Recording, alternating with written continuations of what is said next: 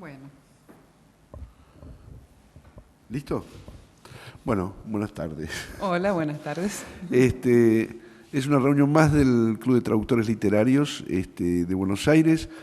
Si no vinieron antes, les comento que nos reunimos una vez por mes en el Centro Cultural de España desde hace 6 años para discutir temas que estén vinculados, por un lado, a lo que sea estrictamente el trabajo, el oficio de traductor, y también para discutir las cuestiones que están muchas veces por afuera de la traducción, como el mundo de los libros, el mercado editorial, los derechos de los traductores, etcétera, etcétera, etcétera. O sea, son todas las cosas de las que hemos hablado históricamente, que pueden ser vistas en el blog del Club de Traductores, al que se accede poniendo el nombre en Google, y donde todos los días de la semana colgamos informaciones que están vinculadas con el mundo de la traducción.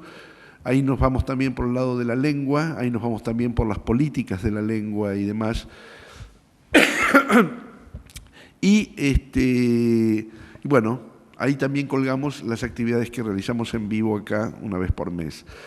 Normalmente no hay definida todavía una actividad para el mes de julio, digo esto porque siempre trabajamos con un mes de anticipación, pero el Mundial trastoca todo, así que estamos tratando de ver si la primera reunión que tengamos en julio no coincide con un día donde haya partido, así que claro, por el momento no hemos cerrado nada, pero seguramente ya les había dicho que estamos tratando de clonar a Walter Benjamin, muy posiblemente traigamos algún escritor famoso embalsamado, alguna cosa por el estilo vamos a hacer.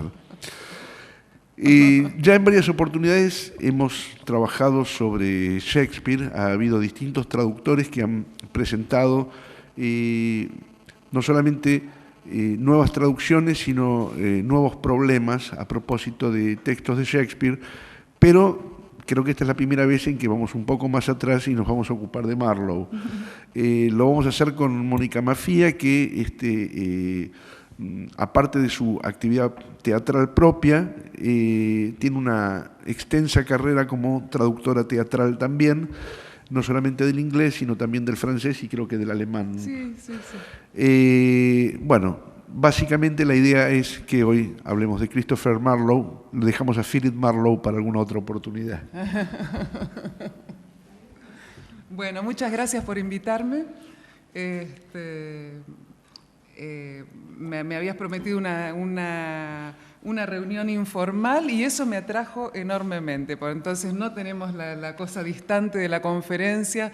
No, es más, recién hablando informalmente con el público acá presente, les mostraba que ni siquiera traje el libro, como me lo tomé en serio, que era absolutamente informal, y tengo en la cartera el guión fotocopiado con el cual estoy trabajando en el teatro ahora con los actores. Entonces les mostraba que, porque es el libro espectacular, el libro para el espectáculo, cómo está ahora con notitas, con cosas escritas ahí al costado, claro, que son indicaciones para los actores, ¿no? Claro. Subdivisión en unidades, y ahí empiezan a aparecer otras cosas muy interesantes que tienen que ver tanto con el tema de la traducción, y es que este trabajo solitario que hace uno no está completo hasta que no lo dice un actor en el escenario, porque son textos para ser dichos, para que pasen por el cuerpo. Entonces, ahí el tema de la traducción es vital, que para el actor sea cómodo decirlo, porque podés tener una traducción muy erudita, muy lindo, y con referencias, pero que no fluye, que es molesto en la boca del actor, en la cultura de ese actor que está hablando en traducción, ¿no es cierto? Nosotros hemos tenido 2 o 3 reuniones con traductores que son traductores teatrales y que, bueno, son gente de teatro en realidad. Si no me equivoco, el primero fue Jaime Arrambide, Después de Jaime Arrambide estuvo Rafael Spregelburg, y después de Rafael Spregelburg estuvo Ingrid Pellicori, que, digamos, no solamente es actriz, sino que también fue traductora de algunas de las piezas en las cuales ella trabajó. Y es amiga mía de la infancia. Mira. Vivíamos en el mismo edificio. ¿En Juncal? No, antes. Bueno, en Tucumán. En Tucumán. Bueno, la cuestión es que en todos los casos fue absolutamente claro que se trataba de una traducción distinta del tipo de traducciones a las que, con las que tiene que lidiar un traductor que no traduce para la escena. Básicamente porque, como decís vos, se completaba con la escena. Y el problema acá, que surgió en varias oportunidades, es justamente a qué castellano se traducía de qué escena estábamos hablando. Entonces, ¿cómo te las arreglaste vos con Marlowe? Ahí hay un tema más que es la intervención, en todos los sentidos de la palabra, del director teatral, porque yo puedo hacer una versión contemplando estos factores, pero el director teatral quiere que la obra se haga con cosas más locales, que tenga realmente un sello local. Aun cuando se trate de un clásico. Muchos eligen eso. Entonces van a buscar una terminología similar, pero más cercana al hoy y aquí, ¿no? Yo lo que busqué es, siendo como es un clásico y hablando además de otra cultura, porque ya Marlowe está desde Inglaterra hablando de lo latino. Claro. Busqué una forma más o menos neutra. Sí, el problema de a qué castellano se traduce es la página en blanco. ¿Qué hago? En castellano castizo. Entonces, bueno, busqué formas que no fueran irritantes para nuestro oído latinoamericano y que no sean tan porteñas, por ejemplo. Cuando vos decís, discúlpame que te interrumpa, cuando vos decís irritantes para nuestro oído latinoamericano, en más de una oportunidad se dio la discusión de que las mismas cosas por las cuales nosotros protestábamos con las traducciones españolas, aquellos países que de pronto tienen un bagaje de traducción mucho más acotado que el nuestro, protestan frente a lo que ellos llaman giros argentinos o giros mexicanos, que están muy presentes, para hablar de dos potencias de la traducción en América Latina, que están muy presentes y que se filtran incluso a pesar de nosotros mismos. Claro, ¿Qué pasa en tu caso? ¿Cómo trabajas eso? Bueno, somos seres humanos, así que por ahí se me filtra alguna cosita. Claro. Trato de mantener lo que sea más neutro. Digo, no voy a usar el vosotros, porque ya es demasiado el lenguaje del conquistador. Sí. Entonces, pero sí voy a decir ustedes y voy a usar el tú. No voy a usar vosotros, voy a decir ustedes y voy a usar el tú. Correcto. Y tratar de evitar, en lo posible, tener que referirme de esa forma. Si puedo obviarlo, mejor. ¿Hiciste algún tipo de investigación previa respecto de Marlowe antes de traducir, me imagino? Sí. A mí me interesaba mucho Marlowe antes de esto. Dido es como una especie de regalo que cayó del cielo, porque en realidad no estaba enterada que no había traducción al castellano. A mí me interesaba Marlowe porque me interesa Shakespeare. Entonces, estaba haciendo un trabajo de investigación sobre lo fáustico en Shakespeare. Entonces, si voy a hablar de lo fáustico, tengo que remitirme a Marlowe. Mi primera intención era en el Fausto. Yo estaba interesada en trabajar sobre el Fausto. Y de hecho estuve trabajando sobre eso como investigadora y como parte de mi tesis doctoral, uniendo aspectos que provienen de ese Fausto de Marlowe en algunas obras de Shakespeare. Ese era el camino. Y por esa investigación llego a Dido para fundamentar cosas que yo veía y traduje fragmentos, como hago espontáneamente y siempre. No busco traducciones de otros, hago las mías. Entonces me encuentro con un material, esto sirve para mi argumento, para fundamentar lo que estoy sosteniendo, y tomo el libro en inglés, lo traduzco y lo pongo en la tesis. En el año 2010, por lo que fue la primera traducción latinoamericana de Eduardo III, que recién se incorporaba al canon shakespeariano, por esa traducción me dieron el premio Mayor Teatro del Mundo, que es el premio que dan la Universidad de Buenos Aires, un grupo importante de 75 son ahora, eran 70 creo, investigadores y críticos de la UBA. Eligen, no solo textos, también hay por actuación, por escritura, por dirección. Hay varios premios que tienen que ver con el hacer teatral, pero también es uno de los pocos premios a la traducción. Y tuve la suerte que le dieran ese premio. A raíz de eso, me contacta un gestor cultural de España, de Zaragoza, Antonio Tausiet, que me dijo que había una obra, que era esta, Dido, reina de Cartago, que nunca se había traducido al español, que se publicaban las obras completas y que eso era una estafa, porque no eran las obras completas, porque faltaba Dido. Y que quizás yo era la persona indicada para traducirlo, porque se lo había ofrecido a traductores españoles y no habían podido o no habían querido, no sabemos, pero bueno, no logró la traducción. Él tiene un blog también, Shakespeare Total, creo que se llama. Bueno, ¿para qué me dijo eso?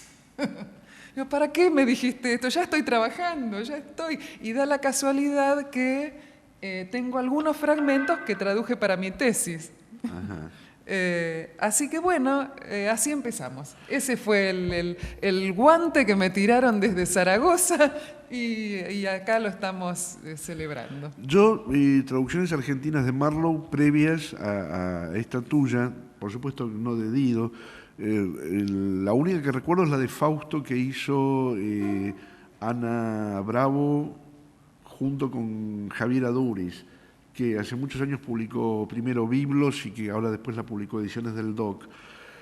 Y después lo otro que recuerdo son tomitos donde había 2 o 3 piezas, pero publicados en España generalmente.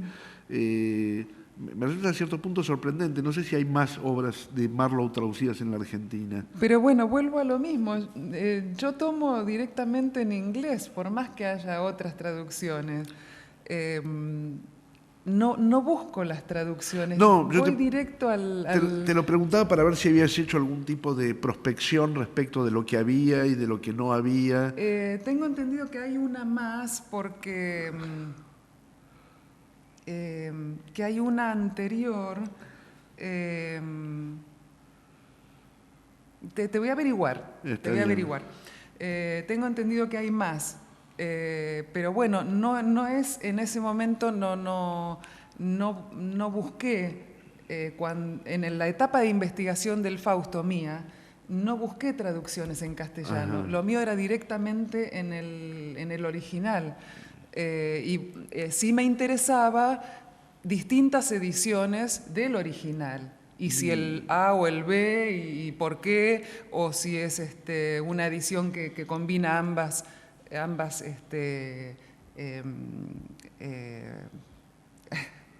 versiones, gracias. En ese sentido, eso sí me interesaba, pero no busqué qué hicieron otros traductores. Que habían trabajado.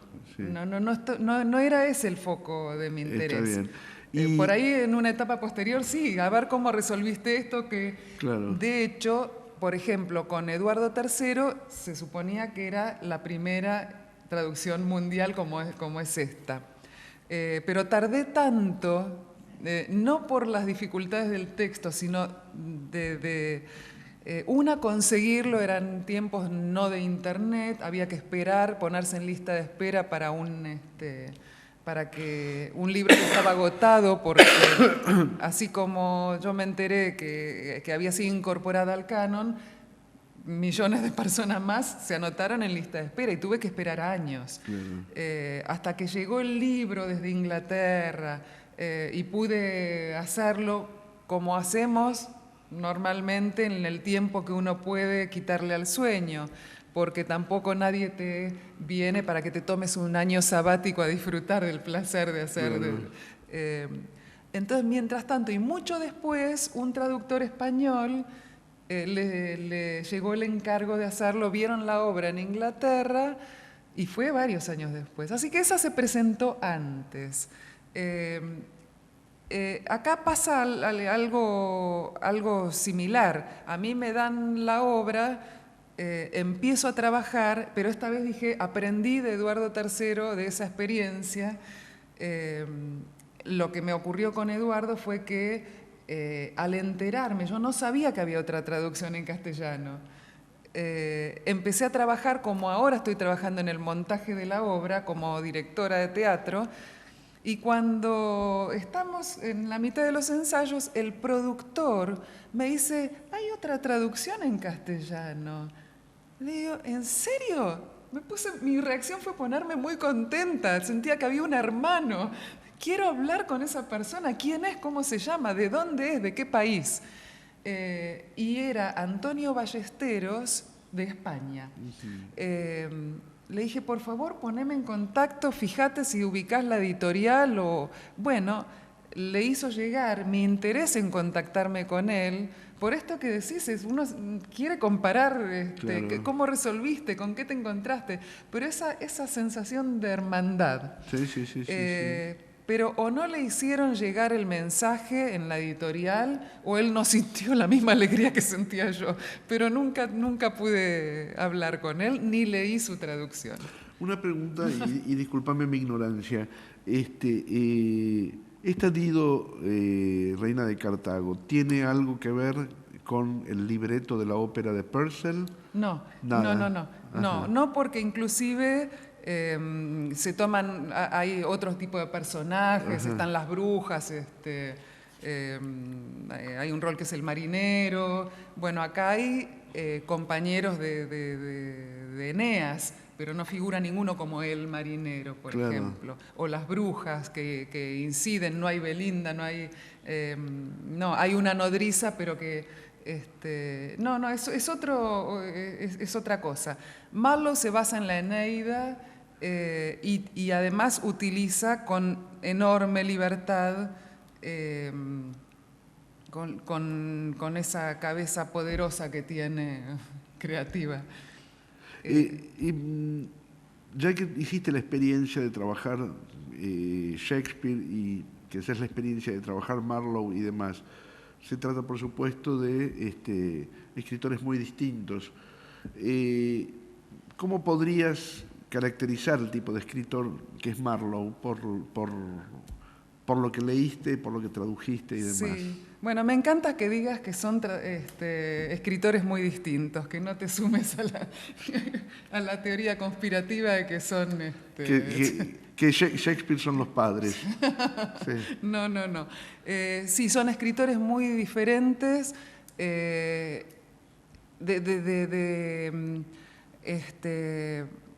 una inagotable creatividad, con el lenguaje, de una fuerza. Y aparte son tan eruditos ambos. En este caso, en el caso de Marlowe, tiene la cosa controvertida, además, busca el choque. Por ejemplo, para empezar, es la única obra de Marlowe que es una protagonista mujer. Los textos de Dido son un sueño para cualquier actriz poder decir estos textos. Y tiene niveles de habla muy opuestos, para el caso Shakespeare también, pero hay como una ferocidad, y esa ferocidad la pone en los dioses, como iconoclasta que es Marlowe. Los dioses tienen un lenguaje terrible, están además con características de sátira, mientras que los que padecen los dramas del corazón son los hombres. Pero los dioses tienen un lenguaje así muy, muy duro, son ofensivos. Sí. O sea, está diciendo un montón de cosas con eso Marlowe. Claro. Los hombres acá, por más que sean de extracción divina como es Eneas, todos tienen problemas filosóficos. Todos, si hay algo que sucede constantemente en esta obra es quién soy, de dónde vengo y a dónde voy. Y constantemente se preguntan, alguno le dice al otro, recuerda quién eres, recuerda quién eres, constantemente. A mí me impacta eso porque como síntesis de lo que es Eneas mismo, con esa figura de Eneas cargando a su padre, o sea, ¿de dónde vengo? Claro. Llevando al futuro del imperio, que era el hijito, y con la esposa. O sea, él cargando al hijito con la esposa de la mano y el padre a cuestas. O sea, esa síntesis está dicha una y otra vez en este texto.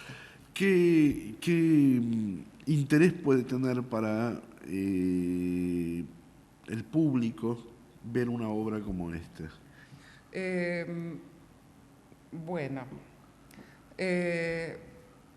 para empezar, es altísima poesía. Para seguir, es una obra de una estructura muy extraña. Tiene un contraste de lenguajes entre lo que es realmente tragedia como tal, y situaciones muy ridículas, que también tiene su origen en las convicciones de Marlowe, que eran muy diferentes a las de Shakespeare. Entonces, él está apuntando directamente a esto. Va a poner a ese gran directorio del Olimpo con artillería pesada. Es interesante porque es la primera obra de Marlowe, o sea, pueden ver a un escritor en germen, y sin embargo, ese germen es asombroso, la maestría que tiene del lenguaje, las figuras poéticas, la creatividad, cómo está trabajando desde lo sonoro el lenguaje.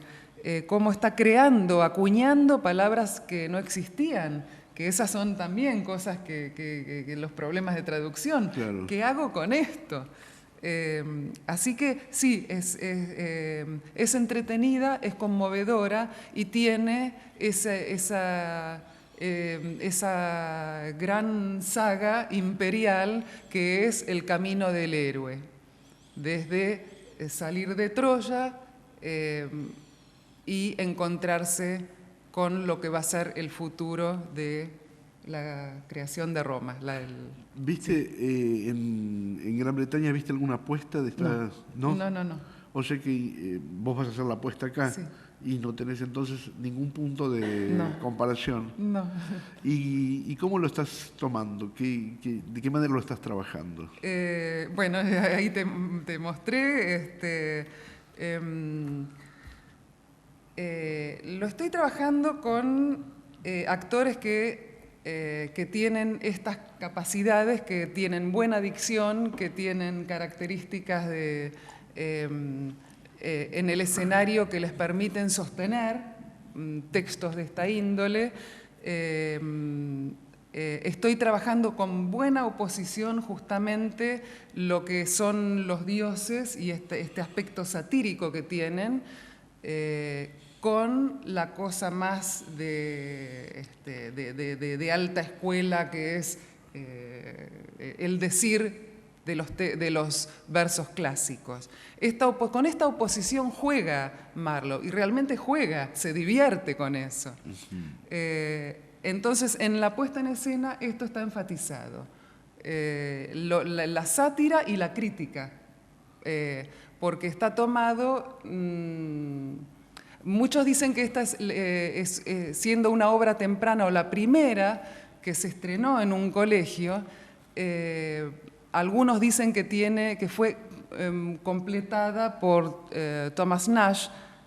No creo que sea así. A mí me da la impresión que sobre esa obra temprana, un Marlowe un poquito más maduro, dentro de la juventud, porque murió trágicamente a los 29 años, pero que ya desde otra óptica, con un poquito más de años vividos, le reformuló cosas. No creo que este texto que recibimos hoy sea exactamente el mismo, porque hay cosas de otro tipo de madurez. O las puso Thomas Nash o las impulsó el mismo Marlowe. Por ejemplo, la cuestión de los dioses tiene una base en Luciano de Samosata. Está realmente el paralelismo con los diálogos de los dioses de Luciano es muy evidente. Entonces, con eso, porque estuve trabajando sobre los textos de Luciano, es que en la puesta en escena refuerzo esto. Lo veo eso en Marlowe y lo pongo en escena. Veo ese caminito. Claro. No así lo que tiene que ver con Eneas y eso ya ahí Luciano no tiene nada que ver. Correcto. Ahí está Virgilio. Te hago una pregunta más y después te voy a hacer trampa. Ya te explico cómo. La pregunta suplementaria es, bueno, por supuesto Shakespeare está todo, Marlowe se supone que hay bastante cantidad, Ben Jonson, que ya no sería isabelino, pero que, digamos, sigue en la saga, está todo. Y después yo recuerdo obras aisladas, como por ejemplo alguna de John Ford, alguna de Fletcher, sí. Pero es muy grande, corregime si me equivoco, el volumen de dramaturgos isabelinos que nunca han sido traducidos al castellano. Enorme, enorme. Tengo muchos que quiero hincarle los dientes. Ajá. Sí, sí. Sí, Middleton, por ejemplo, también. Claro. Hay muchos que me va a encantar. Decker, hay muchos, sí. Ajá. Sí, que falta transitarlos. Bueno, es un dato que quiero tener. Ahora la trampa. ¿Te animarías a leer un fragmento de tu traducción? Ah, sí, eso sí, ahí está. No era no era tan dramático. Me asusté por un momento. Lo que vos quieres.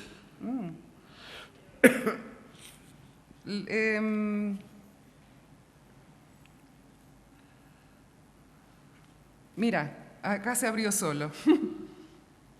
Tengo un pelito acá.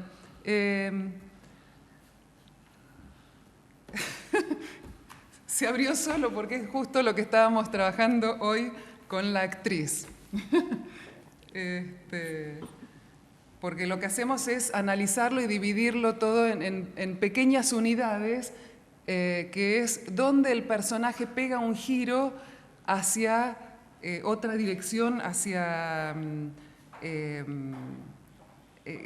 cómo es el pensamiento antecede a la palabra. Entonces, el momento en que el pensamiento pega un giro, ese momento son pequeños estas rayitas que ves acá, estos comentarios chiquititos que pongo acá, son distintas intenciones que tiene el personaje. Por ejemplo, este es un momento en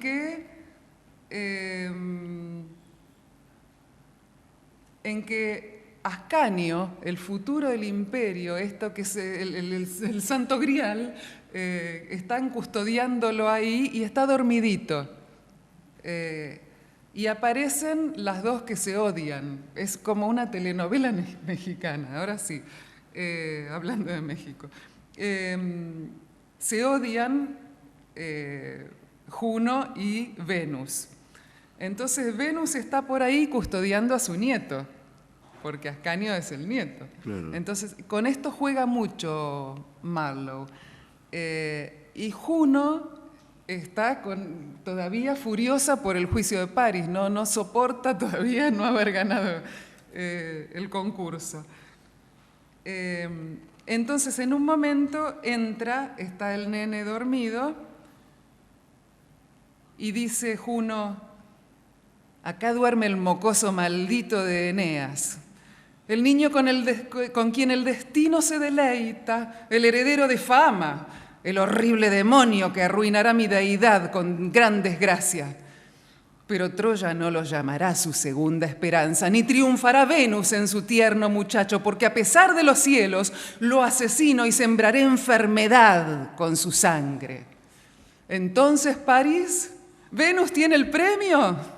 Muy bien, venganza. Su Ascanio ahora va a morir, el lascivo Júpiter y su adúltera hija verán escrito en la frente de esta confusión que solamente Juno gobierna el Ática. Y ahí aparece Venus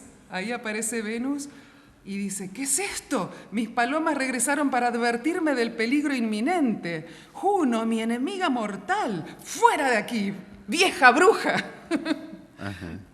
Pero Venus, así es bien, Venus, que tan injustas palabras de ira tengan que manchar tu bella boca. ¿No somos ambas nacidas de raza celestial? Y Venus le contesta: fuera, odiosa bruja. Habrías matado a mi nieto si mis palomas no hubieran descubierto tu intención. Te voy a arrancar los ojos y alimentaré las aves con esas esferas sanguinolentas y apenas te acercas tus dedos a mi niño. Así que este es el encuentro, el tratamiento que le da Marlowe a las diosas. Si querés te busco alguna cosa. Vamos a ver, no sé si ustedes tienen ganas de participar en la conversación preguntando algo. Porque después el resto es tragedia. Entonces tenemos esta oposición, este tipo de tratamiento del Olimpo y la cosa más trágica, más de tragedia clásica, con todos los chichos. Que termina en carnicería, por supuesto. Por supuesto, sí. Uno se mata a uno, el otro y el otro y el otro. Y el otro, claro. Como Hamlet. Sí. Así que bueno. ¿Alguien quiere comentar algo? Necesitamos el micrófono, ¿no es cierto? Maravillada y estupefacta, decía. La pregunta es un poco bastante tonta, pero que termina en una carnicería. En la Eneida termina con el suicidio de... ¿Cómo? En Eneida termina, yo lo que conozco de esto es la Eneida. Sí. No conozco esta obra. Termina con el suicidio de Dido. Sí. Acá hay otro personaje que es el final, es medio terrible. Claro, acá termina así con el suicidio de Dido, pero se suma el suicidio de Iarbas o Jarbas, que es el personaje que le dio asilo a Dido, le dio un espacio de tierra para que construya su ciudad de Cartago. Entonces, en esta versión este personaje de Jarbas está enamorado de Dido. Le agregan esto. Jarbas enamorado no soporta el suicidio de Dido y también se mata. Y también por estos tratamientos de las parejas que no logran unirse, la hermana de Dido está enamorada de Jarbas. Entonces, cuando Jarbas se suicida, también ella. O sea, por eso lo asociaba con el final de Hamlet, que es pa. Uno tras otro se van apilando. Una pila de cadáveres. Se van apilando. Y también tiene, por ejemplo, hay una curiosidad con la obra, otra curiosidad, mejor dicho, que hay situaciones trágicas y que tienen inesperadamente y sobre la marcha giro a lo cómico, uno y otro en una alternancia que es difícil justificarlo en escena. Claro. Pero bueno, justamente estuvimos hoy trabajando ese aspecto, porque que yo lo vinculo mucho con lo que hace Oscar Wilde con Salomé, cuando tiene todo este discurso que es lo que es hermoso, después es horrible, es una ida y vuelta constante. Esto ya aparece acá. O sea, yo entiendo que Wilde tomó directamente esto para esas oposiciones violentas que sobre el mismo objeto amoroso tiene adoración y tiene rechazo. Entonces, bueno, sí, está el suicidio, pero después hay agregados. ¿Qué otros dioses aparecen? Hay agregados. ¿Qué otros dioses? ¿Aparecen otros dioses? ¿Cómo? ¿Otros dioses aparecen? Si aparecen otros dioses. Aparece... Esta escena es fantástica. Sí, aparece... Sí, empieza la obra con Júpiter. Eso digo que está tomado directamente de Luciano. Aparece Júpiter con Ganímedes, de entrada. Después va a venir Venus y después va a venir Juno. Y Cupido. Júpiter y Ganímedes, por ejemplo, ahí también toma partes directamente de Luciano, que son muy violentas y satíricas, para después sumarle un fragmento que está tomado directamente de la Eneida, que es la profecía. O sea, también hace estas combinaciones exóticas. Es una oportunidad preciosa. Te pregunto yo una cosa más. Habrás leído, me imagino, las otras piezas de Marlowe. Él trabajaba de alguna manera utilizando siempre referencias de autores grecolatinos previos, intercalaba como lo de Luciano o como la Eneida misma, fragmentos dentro de sus piezas, así, ¿trabajaba de esa manera? Bueno, en esto en particular sí toma directamente de la Eneida, pero textualmente son varios pasajes que los toma textualmente de la Eneida. Pero también ¿Ubicaste alguna versión de la cual lo haya tomado o es traducción de él del latín al inglés? O es traducción de él del latín o estaba circulando ya alguna. No. Lo pone en inglés. Claro. Lo está poniendo en inglés, no lo pone en latín. No, está tomado textualmente, pero traducido al inglés. No, sí, ahora pero, sí es traducción propia. O si está tomado de una que estaba circulando. Está bien. Eso es una linda pregunta que no investigue. Sí tiene, estos son los dioses que aparecen en escena, pero referencias mitológicas es de una abundancia aplastante, es de una erudición que es inabarcable. En ese sentido fue muy difícil la traducción, porque si bien,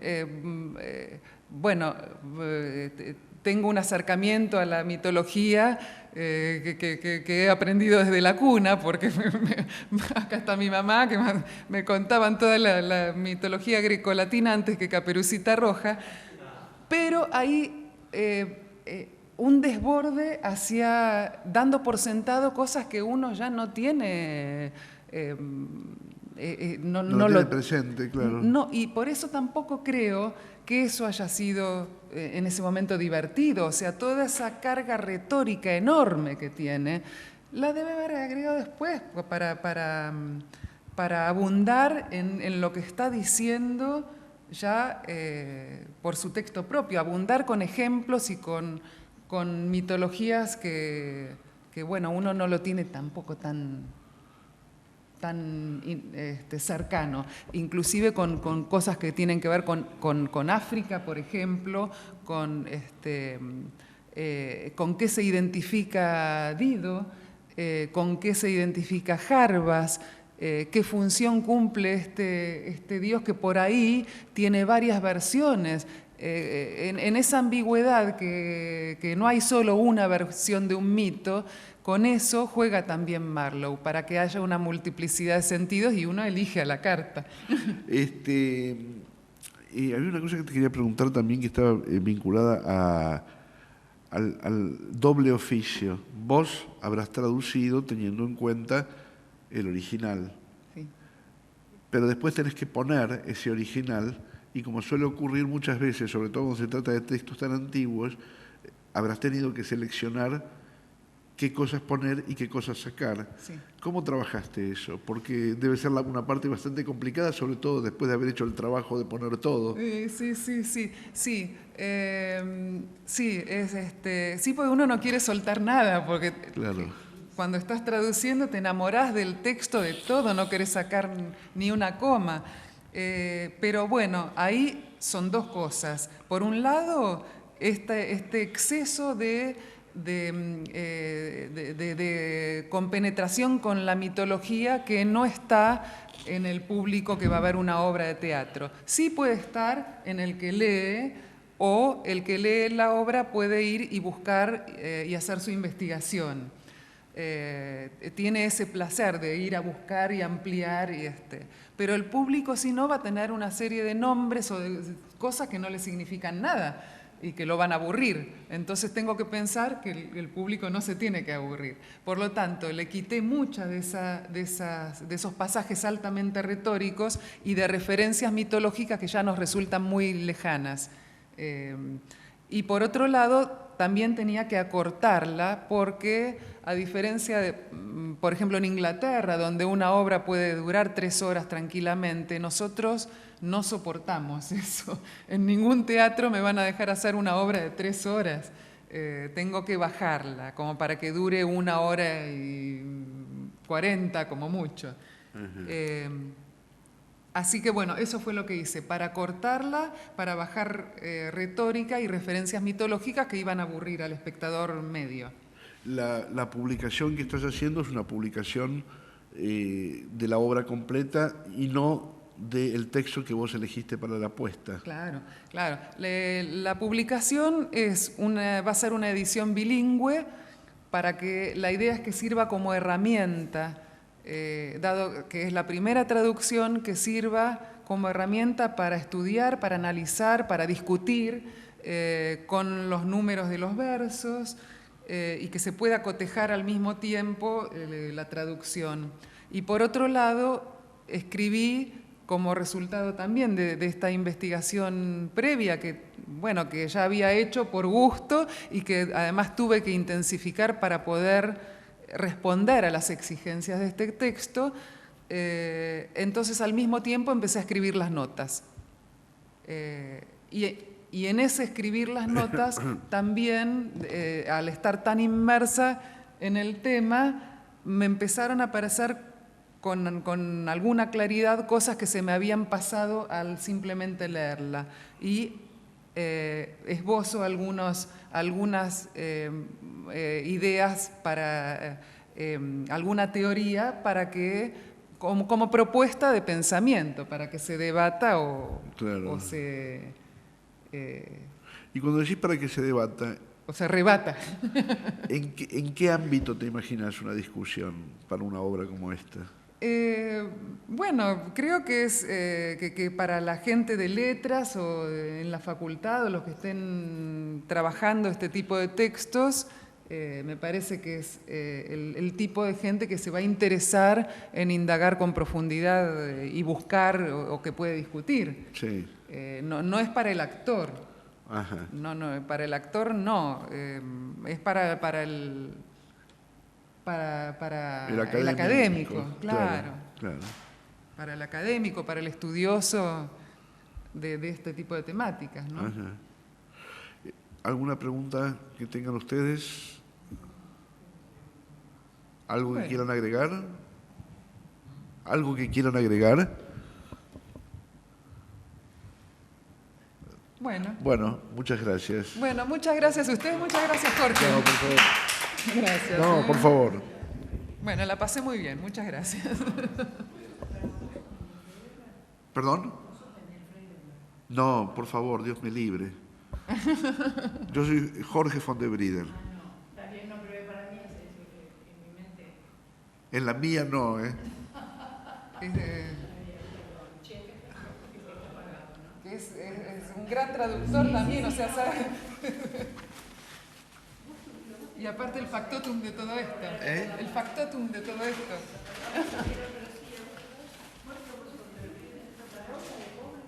¿Perdón? No lo entiendo. No, pero está bien, no te preocupes. No sé si el verde es que está...